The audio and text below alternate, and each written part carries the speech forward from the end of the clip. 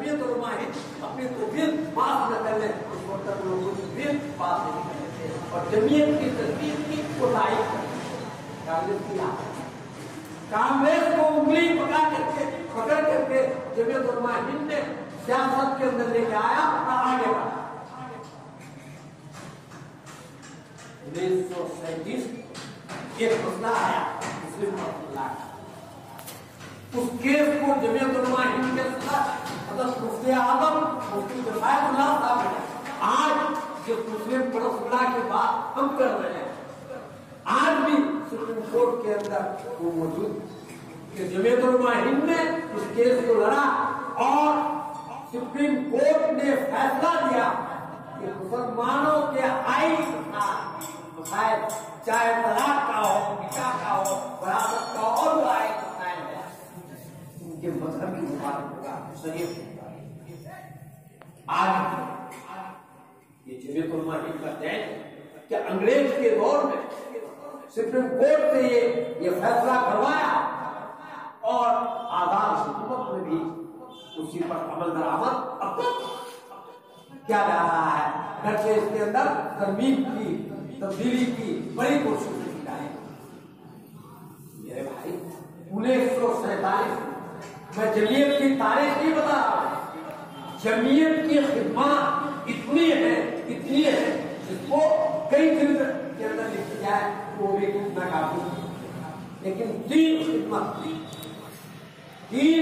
ऐसी है जो मिल्लत इस्लामिया के लिए बहुत ही अहम। पहली, जमीयत ने दो कौमी नजरिया के सबको याद है, शेखुल इस्लाम मौलाना हुसैन अहमद मदनी दो कौमी नजरिया की उसने जमीयत के इजलास के साथ मुखालिफत की और तकसीम की मुखालिफत की। ये ऐसा कारनामा है कि आजादी के बाद जब मुल्क का बंटवारा हो चुका, अब हिंदुस्तान के अंदर जो मुसलमान थे तकरीबन 3.5 करोड़ के करीब, उस वक्त का कायदे आज़म तो चला गया पाकिस्तान और ये कह करके गया कि इस मुल्क के मुसलमानों का मैं जनाजा पढ़ गया।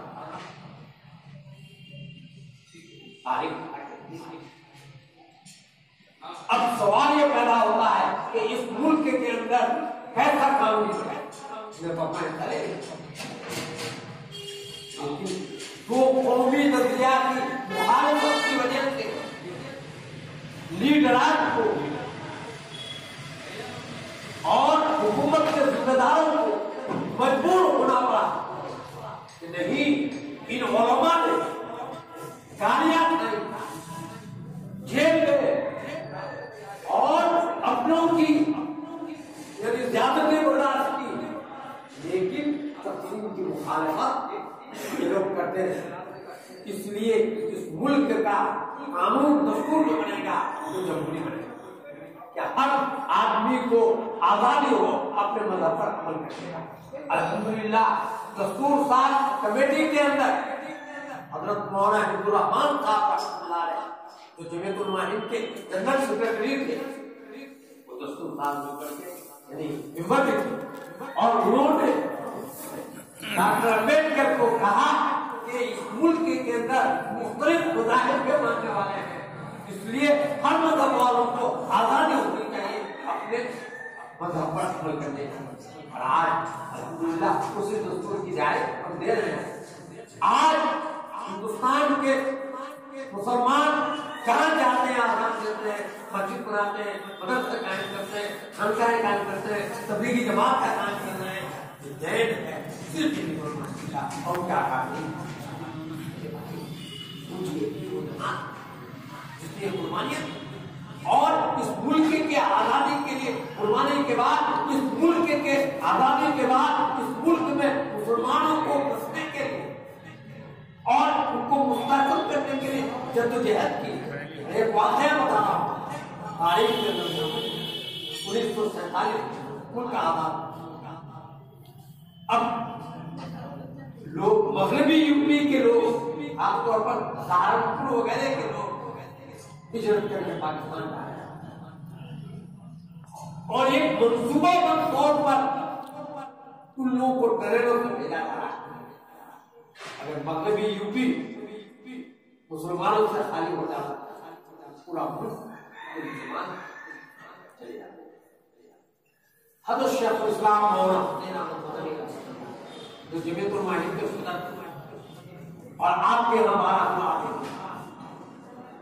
उन्होंने सहारनपुर मदरसे में राजरूम में गए और हज़रत मौलाना शेख ज़करिया साहब रहमतुल्लाह अलैह, हज़रत शाह अब्दुल कादिर साहब रायपुरी रहमतुल्लाह अलैह, इन तीनों हज़रात ने राजरूम के खाना में बैठ गए 3 दिन तक मशवरा करते रहे, कोई और नहीं, 3 आदमी और सिर्फ नमाज के लिए नीचे उतर खाना भी हुई। 3रे दिन हज़रत शेखुल इस्लाम रहमतुल्लाह अलैह, शाह अब्दुल कादिर साहब रायपुरी रहमतुल्लाह अलैह, आपकी क्या राय है? हिजरत करके लोग पाकिस्तान चले जाए या यहाँ आए? उन्होंने राय दी कि मेरा तो इरादा ये होता है कि मेरा वतन चूंकि पाकिस्तान में, मेरे मुरीद भी ज्यादातर पाकिस्तान में, मैं ये चाहता हूँ कि पाकिस्तान चले जाऊँ ताकि वहाँ ज्यादा फायदा। हज़रत शेख ज़करिया रहमतुल्लाह अलैह उन्होंने कहा था जो आपकी राय होगी। हज़रत शेखुल इस्लाम रहमतुल्लाह अलैह की राय क्या? आपने ये कहा कि मैं हिजरत करके चला गया था और वहां मस्जिद नबी में मैं दर्स दे रहा अपने उस्ताद शेखुल रहमतुल्लाह अलैह की खिदमत के लिए।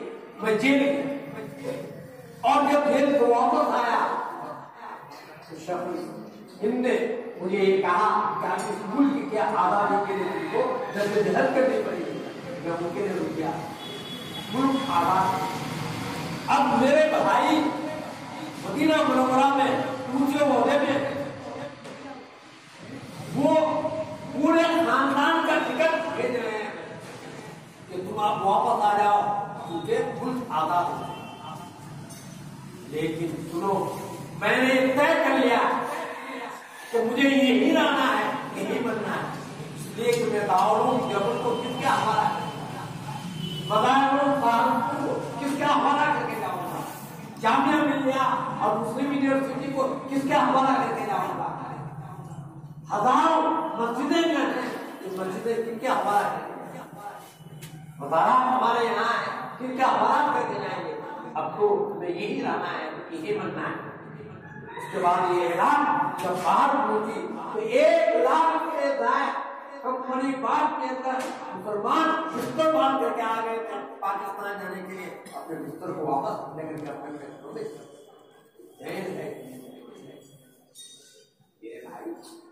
एक अमेरिका कौमी 2 कौमी नजरिया की मुखालिफत की वजह से ये बात है। एक मुल्क जमहूरी बना, आपको हुकूक दी। दूसरा, आजादी के बाद फिरकावाना फसाना की आंधी चली हुई, दिल्ली पूरा खाली हो चुका था। हजरत मुजाहिद मिल्लत मौलाना हिब्बुर रहमान साहब, सदाए मिल्लत हजरत मौलाना असद साहब मदनी रहमतुल्लाह अलैह, ये दोनों हजरात कौमी यकजहती के लिए और फिरकावाना फसादात पर कंट्रोल के लिए हुकूमत पर दबाव पार्लियामेंट के जरिए और पार्लियामेंट से बाहर बनाए कि ऐसा कानून बनाओ कि किसी जगह का जो मजिस्ट्रेट हो उस पर जो है अगर कहीं फसाद होता है उस पर जो है आना चाहे और उस पर जो है जिम्मेदार की कोशिश की गई। तो फिरकावाना फसादात की रोकथाम के लिए ये दोनों ग्रुप ने बड़ी यानी बड़ी अहमियत के साथ चौमुखा ये जमीयत का है। तीसरा, 1992 के बाद मुल्क के अंदर खास तौर पर मदारिस के पढ़ने और पढ़ाने वाले और दाढ़ी और टोपी वालों को दहशतगर्द से जोड़ने बुराई और मुल्क के अंदर एक सदा ये मुसलमान जो मदारिस में पढ़ा रहे हैं वो दर्शक करें, जो पढ़ रहे हैं वो दर्शक करें, दर्शक करने की तारीफ। और 2007 के बाद ये तो बिल्कुल उरूज में हो गया, हर बनाकर उस पर बोलते रहे। उनके टाइम और जनरल सेक्रेटरी हजरत मौलाना सैयद महमूद हसन मदनी पहले दारुल देवबंद के मोहतमिम को तैयार कराया कि देवबंद में तमाम मसलक के, हिंदुस्तान के तमाम मसलक के और बड़े बड़े यूनिवर्सिटी के अंदर जो हमारे स्कॉलर हैं उनको यहाँ बुलाया है। 25 फरवरी 2008 को दारुल देवबंद में तकरीबन 25,000 का मेहमान हर मुख्तलिफ सूबे के उलमा और तंजीम के थे, हर यूनिवर्सिटी के लिए स्कॉलर लोग थे। सबों ने मुख्तसरा तौर पर ये फैसला किया कि इस्लाम है दर्शक करती है। फिर 30 मई 2008 को रामलीला मैदान में 10 लाख से ज्यादा का मेहमान था, जब ये उनका इजलास था। इसी दहशतगर्दी मुखालिफत कॉन्फ्रेंस की, जिसके अंदर इन 10 लाखों ने खड़े होकर के ऐलान किया कि इस्लाम का दहशतगर्दी से कोई ताल्लुक नहीं। और पूरे मुल्क में तकरीबन 38 जगह बड़ी बड़ी कॉन्फ्रेंस से करके ये बताया गया कि इस्लाम का दहशतगर्दी से कोई लेना देना नहीं, इसका असर है। और हुकूमत के सोचने पर मजबूर होगी कि ये तो मुस्लिम दहशतगर्दी करते हैं, इसको बंद कर दिया जाए। दहशतगर्दी का मजहब से कोई ताल्लुक नहीं, तो दहशतगर्दी किसी मजहब से कितना ताल्लुक नहीं। ये 3 काम बहुत जमीन, लेकिन मेरे भाई सिर्फ ये 3 काम ही नहीं। आजादी के बाद मुसलमानों के आबाद कराने के लिए फसादा में जो नुकसान हो वो उसकी भरपाई के लिए कानूनी मदद, और काम का मसला हो, मुस्लिम यूनिवर्सिटी का मसला हो, बाबरी मस्जिद का मसला हो, या मुल्क और मिलत बचाओ तहरीक, या आसाम से लेकर के गुजरात तक, कश्मीर से लेकर के कन्याकुमारी तक, कहीं भी सैलाब, जलजला और किसी किस्म के जो है नुकसान को आवाम की भरपाई के लिए कानूनी एतबार से भी और इमदाद के एतबार से भी हमेशा आगे।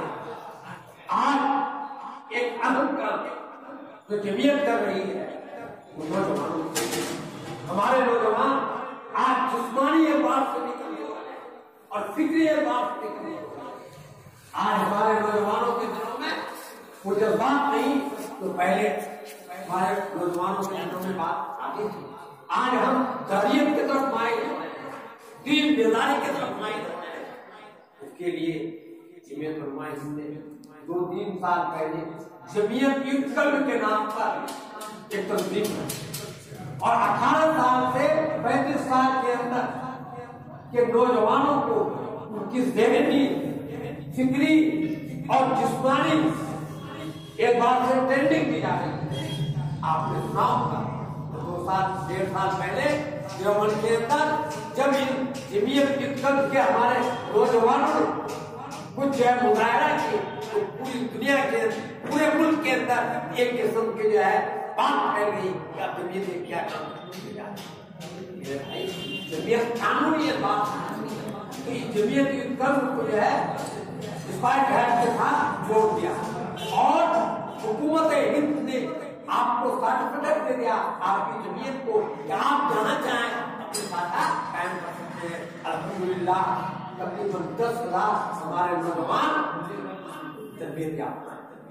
यही नौजवान है जिसने गुज़िश्ता साल हज के मौके पे, इससे पहले वाले हज के मौके पे दिल्ली के अंदर हाजियों की खिदमत, यही वो नौजवान है जो आज लॉकडाउन के जमाने में दिल्ली में जबकि लोग अपने घरों से निकलना उनके लिए दुश्वार और मुश्किल बात थी कि नौजवान सर पे कपड़े मानकर उन लोगों के लिए जो कोरोना के अंदर बन गया उनके नहलाने, उनको कपड़ाने और उनके पकड़ाने का इंतजाम ये नौजवान के लिए क्या आज भी कर रहे हैं।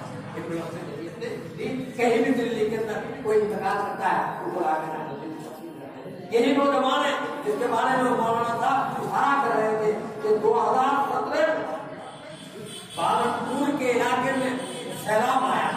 अगस्त के महीने का शुरू अगस्त, जब सैलाब आया तो नदी से सैलाब की वजह से मार्केट और मंदिर मस्जिद सब में कीचड़ दिन था जो कौमी सेक्रेटरी के उन्होंने उन्हीं रजाकारों को तैयार किए और 50,000 नौजवान तैयार होकर पूरे एक तरफ से उस शहर की सफाई की। तो आपको ताजुब होगा कि सिर्फ 2 मस्जिद थी, आबादी वहां कम, 2 मस्जिद की सफाई और 22 से ज्यादा मंदिरों की सफाई। की बात हुई तो प्रधानमंत्री ने अपनी मन की बात में जमीयत के इस काम को, इस काम को उजागर किया। जमीयत के तारीफ और रजाकारों ने वो भी खेती के बाद से ऐसा काम किया कि अपनी 2 मस्जिद की सफाई की और 22 से ज्यादा